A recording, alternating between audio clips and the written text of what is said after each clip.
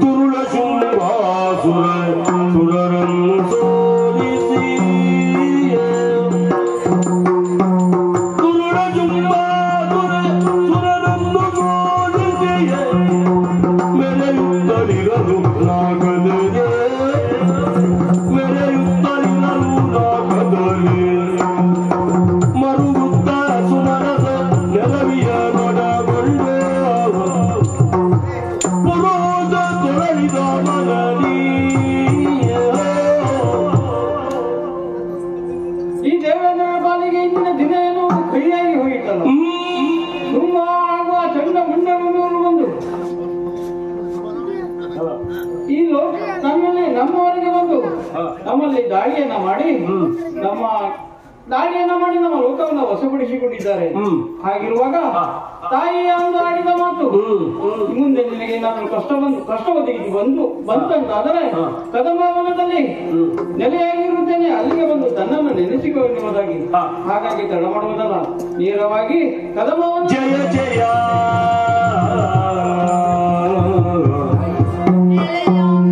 ಏನಯ್ಯ ಸುರಪಾಲಗೋಳು ಮುಟ್ಟುವುದೇಕೆ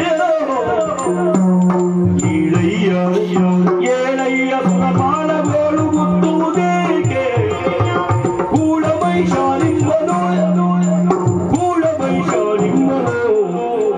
ಸೋಲಿಸಿ ನಾಗವ ಆಳುತ್ತಿರಲು ಕಾಲನಾಲಯಕ್ಕೆ ಅಟ್ಟಿಯೇನೋ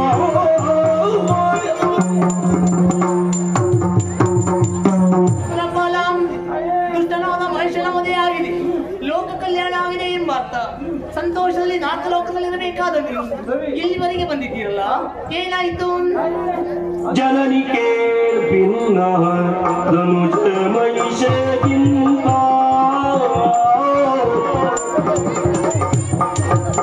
ಜನನಿಗೆ ಬಿದ್ದು ಧನುಷ ಮಹಿಷಗಿಂತ ಘನಪರಾಕ್ರಮಿ ಶುಂಭನ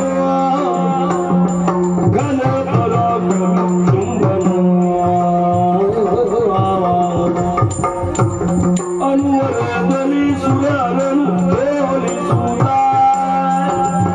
ನಾಗವನು ಸೋಲಿಸುವ ಕಳನು.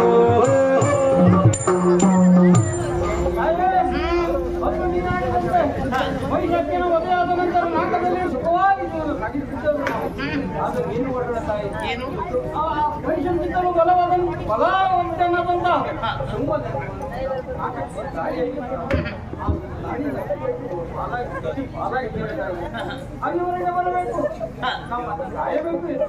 ಸುರಪಾಲ ಕರುಣಿಸುಗಳ ಭಯವನ್ನು ನುಡಿದಳು ಕರುಣಿಸುಗಳ ಭಯವನ್ನು ನುಡಿದಳು ಕಿರಿದು ಸಮಯದಿ ತರಿದು ದೈತ್ಯರ ಕಿರಿದು ಸಮಯದಿ ತರಿದು ದೈತ್ಯರ ನೆರವಿಯನು ಪೊರೆಯುವೆನು ನೆರವಿಯನು ಪಡೆಯುವೆನು ನಿಮ್ಮನು ಮರೆಯ ಮಾತಲ್ಲ ಮರೆತು ನಿಜವನು ತುಗಿನಗಿರಿಯೊಳಗಿರುತ್ತ ಮರೆಸಿ ನಿಜವನು ತುಗಿನಗಿರಿಯೊಳಗಿರುತ್ತ ನೋಡುವುದೆಲ್ಲ ಲೀಲೆಯ ನೋಡುವುದೆಲ್ಲ ಲೀಲೆಯ ಹರುಷದೊಳಗೆನುದೆನುದ ತ್ರಿದಶರಿ ಅರುಗಿಯೇ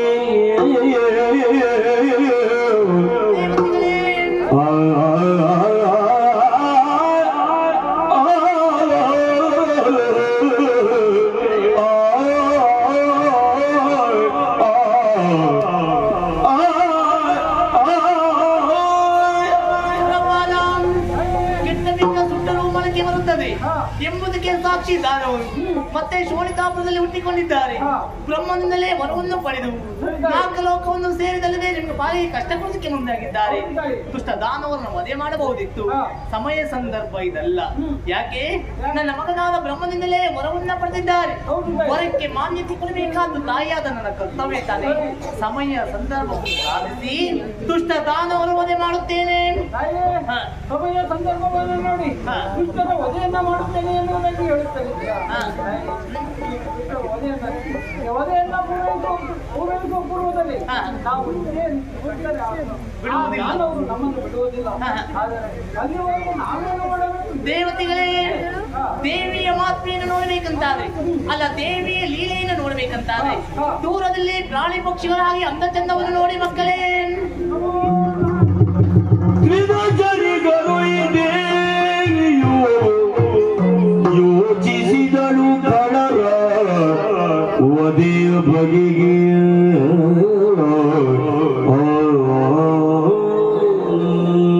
ಸುರಪಾಲನೆಗೆ ಅಭಯವನ್ನು ನೀಡಿದ್ದೇನೆ, ದುಷ್ಟದಾನವರ ವಧೆ ಮಾಡುತ್ತೇನೆ. ದೇವಿಯ ಮಾತ್ರೆ, ದೇವಿಯ ಲೀಲೆಯನ್ನು ನೋಡಬೇಕಂತಾದ್ರೆ ಈಗಲೇ ಹೋಗುವುದಾ? ಸರಿಯಲ್ಲ, ಸಮಯ ಸಂದರ್ಭ ಬೇಕು ಎಂದು ಹೇಳ್ತೇನೆ. ದುಷ್ಟ ದಾನವರು ಇಲ್ಲಿವರೆಗೆ ಬರಬೇಕು, ಈ ಕದಂಬವನದಲ್ಲಿ ನಾನು ನೆಲೆನಿಲ್ಲಬೇಕು. ಅದಕ್ಕಾಗಿ ಯೋಚನೆ ಮಾಡುವುದು ಎಂದು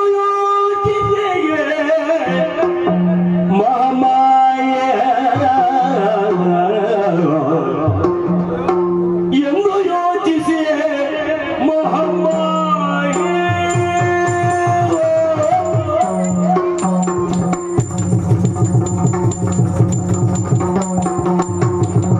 ಎಂದು ಯೋಚಿಸಿ ಮಹಾಮಾಯೆ ಯೋಚಿಸಿ ಮಹಾಮಾಯೆ ದೈತ್ಯ ವೃತವ ಮೋಹಿಸಿ ಬಲಿವೆ. ದೈತ್ಯ ವೃತವ ಮೋಹಿಸಿ ತರಿವೆ, ಮೋಹಿಸಿ ತರಿವೆ, ಮೋಹಿಸಿ ತರಿವೆ.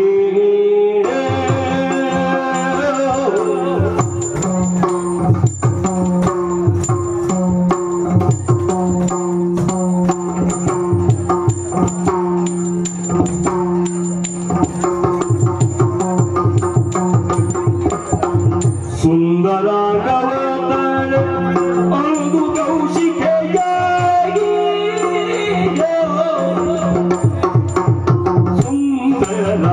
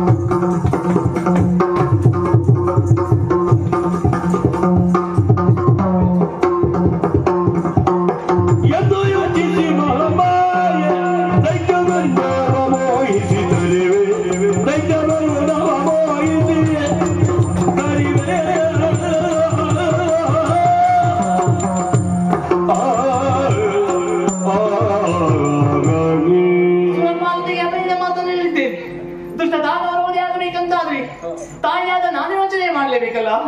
ಯಾವ ರೀತಿಯದು? ವರಕ್ಕೆ ಮಾನ್ಯತೆ ಕೊಡಬೇಕಾದ ತಾಯಿಯಾದ ನನ್ನ ಕರ್ತವ್ಯ. ಅದಕ್ಕಾಗಿ ಕಾಲ ಸಂದರ್ಭ ಎಂಬುದು ಬರಬೇಕು. ಶೋಣಿತಾಪುರವನ್ನು ನಾನು ಸೇರುವುದಲ್ಲ, ಆ ದಾನವರಿಗೆ ಇವರಿಗೆ ಬರಬೇಕು. ಎಲ್ಲಿಗೆ? ಈ ಕದಂಬವನಕ್ಕೆ. ಈ ಕದಂಬವನದಲ್ಲಿ ನಾನೆಲೆಯಾಗಿರ್ಬೇಕು. ಯಾವ ರೀತಿ? ಕದಂಬ ಕೌಶಿಕೆ. ಈ ಕೌಶಿಕೆ ಅಂದ್ರೆ ಏನು?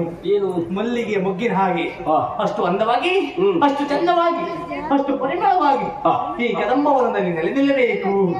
ನೋಡಿದ್ದೀರಾ ಈ ಕದಂಬವನ ಹೇಗುಂಟು? ಮಧ್ಯಾಹ್ನದ ಸಂದರ್ಭ ಇಲ್ಲಿವರೆಗೆ ಬಂದಿದ್ದೇವೆ ಅಂತಾದ್ರೆ ಸೂರ್ಯನ ಕಿರಣವು ಸ್ವಲ್ಪ ಭೂಮಿಗೆ ತಾಗುವುದಕ್ಕೆ ಅಸಾಧ್ಯದ ಮಾತು. ಕೋಟಿ ಸೂರ್ಯನ ಪ್ರಭೆ ಎಂಬುದು ಈ ಭೂಮಿಗೆ ಬೀಳಬೇಕು. ಅದು ಯಾರಿಂದ? ನನ್ನ ಮುಖದ ಕಾಂತಿಯಿಂದ. ಹೇಳಿದ ತಕ್ಷಣವೇ ಇನ್ನು ಕಂಡು ಬೆಳಕಿನ ವ್ಯವಸ್ಥೆ. ಇದಕ್ಕೆ ಕಾರಣ ಯಾರು? ನನ್ನಿಂದಲೇ ಕಾರಣ. ಆದಿ ಮಾಯಾದ ನನ್ನಿಂದಲೇ ಈ ರೀತಿ ಆಯ್ತು. ಹಾಗಾದ್ರೆ ಎಲ್ಲಿರುವುದು ದಾನವರು? ನಾನು ಇಲ್ಲಿದ್ದೇನೆ ಎಂಬ ವಿಚಾರ ಅವರಿಗೆ ಗೊತ್ತಾಗುವುದು ಹೇಗೆ? ಗಾಯನವನ್ನು ಪಾಡುವುದು ಹೇಗೆ? 16,000 ರಾಗ ಬಳಸುವುದು ಒಂದೇ ಪದ್ಯದಲ್ಲಿ. ಗೊತ್ತಾಗ್ತದೆ ಅವರಿಗೆ? ಗೊತ್ತಾಗ್ತದ? ದಾನವರಿಗೆ ಅರ್ಥ ಆಗ್ತದೆ. ಅದು ದಾನವರಿಗೆ ಅರ್ಥ ಆಗ್ತದೆ, ಅವರಿಗೆ ಅರ್ಥ ಆಗುದಿಲ್ಲ. ಆದರೂ ನನ್ನ ರಾಗಕ್ಕೆ ಮನಸೋತು, ಅಲ್ಲ ನನ್ನ ರೂಪಕ್ಕೆ ಮನಸೋತು. ಇಲ್ಲಿವರೆಗೆ ಬರಲೇಬೇಕು. ಇರುವುದಕ್ಕೆ ಸರಿಯಾದ ಸ್ಥಳ ಬೇಕು. ನೋಡ, ಆ ಕಡೆ ನೋಡ್ತಾ ಇದ್ದೇನೆ. ನೋಡಿ ಹೇಮರುಗಿ ಹೋಗ್ತಾ ಉಂಟು. ಅಂಬರದಿಂದ ಕುಂಬಿನಿಗೆ ಬಂದಿದೆ. ಹಾಗಾದ್ರೆ ಅದು ಯಾರು ಮಾಡಿದ್ದು? ದೇವಿಯ ಮಾತ್ಮೆಯನ್ನು ನೋಡ್ಬೇಕು, ಅಲ್ಲ ದೇವಿಯ ಲೀಲೆಯನ್ನು ನೋಡ್ಬೇಕೆಂಬ ಉದ್ದೇಶದಿಂದ ಯಾರೋ ಸೇವಾಕರ್ತರು ಇಷ್ಟೆಲ್ಲ ವ್ಯವಸ್ಥೆ ಮಾಡಿಬಿಟ್ಟಿದ್ದಾರೆ. ಹೌದು, ನೋಡಿದ್ರೆ ಗೊತ್ತಾಗುದಿಲ್ಲ. ಅಮ್ಮನ ಕಡೆ ಕಾಲು ಹಾಕೊಂಡು ಆ ಕಡೆ ತಲೆ ಹಾಕೊಂಡು ಸೇವೆ ಮಾಡ್ತಾರೆ. ಅವರ ಸೇವೆ ಯಾಕೆ? ತಾಯಿ ನೀನಿಲ್ಲೇ ಇರಬೇಕು ಎಂಬ ಉದ್ದೇಶದಿಂದ. ಸರಿಯಾದ ಸ್ಥಳ ಸಿಕ್ಕಿತಲ್ಲ?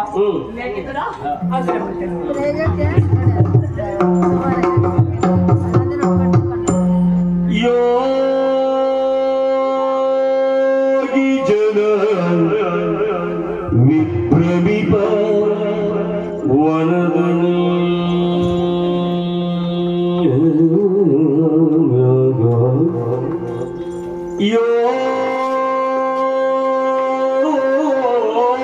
ಯೋಗಿ ಜನ ವಿಭ್ರಮಿಪ ವನದಲ್ಲಿ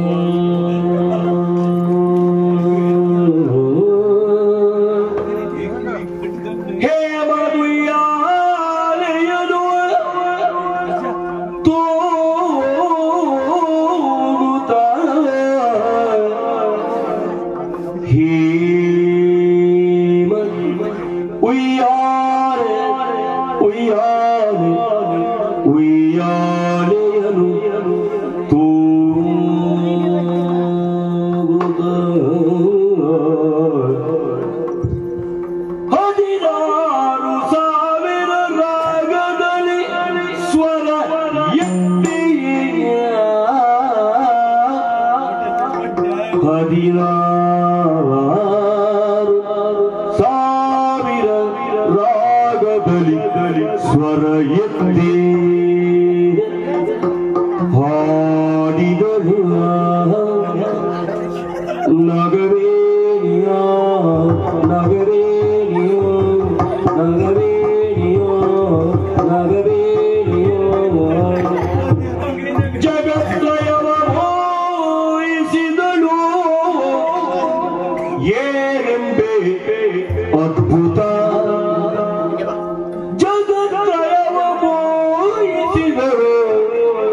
ಏನೆಂಬೆ ಅದ್ಭುತ ಅದ್ಭುತ ಅದ್ಭುತ ಅದ್ಭುತ